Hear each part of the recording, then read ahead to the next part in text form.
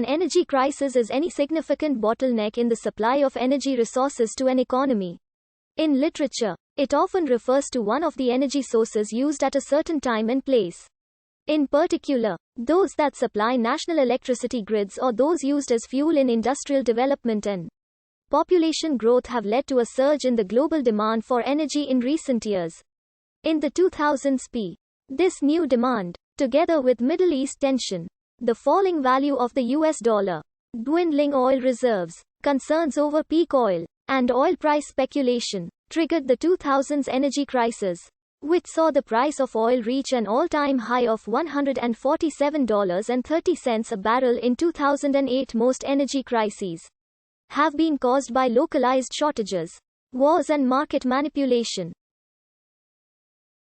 Some have argued that government actions like tax hikes, nationalization of energy companies, and regulation of the energy sector shift supply and demand of energy away from its economic equilibrium.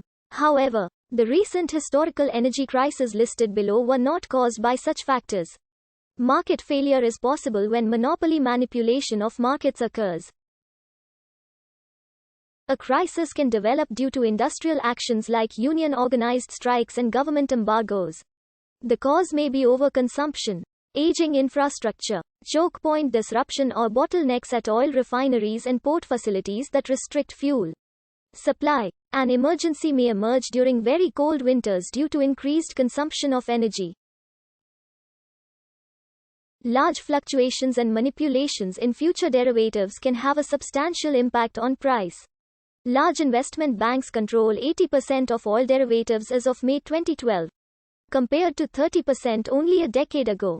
This increase contributed to an improvement of global energy output from 117,687 terawatt-hours in 2000 to 143,851 terawatt-hours in 2008.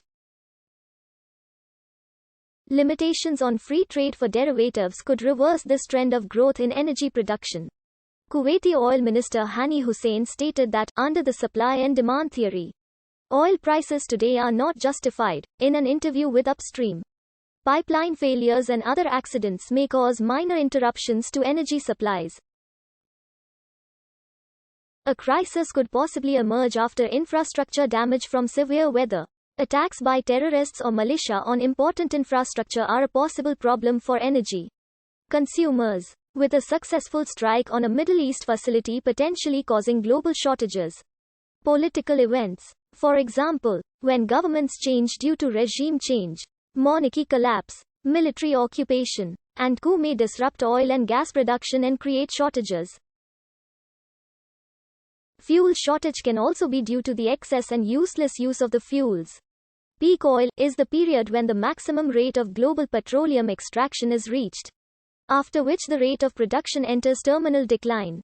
It relates to a long-term decline in the available supply of petroleum. This, combined with increasing demand, significantly increases the worldwide prices of petroleum-derived products.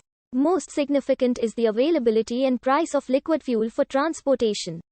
The U.S. Department of Energy in the Hirsch report indicates that the problems associated with world oil production peaking will not be temporary, and past energy crisis experience will provide relatively little guidance. To avoid the serious social and economic implications a global decline in oil production could entail, the 2005 Hirsch report emphasized the need to find alternatives, at least 10 to 20 years before the peak, and to phase out the use of petroleum over that time. Such mitigation could include energy conservation, fuel substitution, and the use of unconventional oil. Because mitigation can reduce the use of traditional petroleum sources, it can also affect the timing of peak oil and the shape of the Hubbert curve. Energy policy may be reformed leading to greater energy intensity. For example, in Iran with the 2007 gas rationing plan in Iran, Canada and the National Energy Program, and in the USA with the Energy Independence and Security Act of 2007, also called the Clean Energy Act of 2007. Another mitigation measure is the setup of a cache of secure fuel reserves like the United States Strategic Petroleum Reserve, in case of national emergency. Chinese energy policy includes specific targets within their 5-year plans. Andrew McKillop has been a proponent of a contract and converge model or capping scheme to mitigate both emissions of greenhouse gases in a peak oil crisis. The imposition of a carbon tax would have mitigating effects on an oil crisis.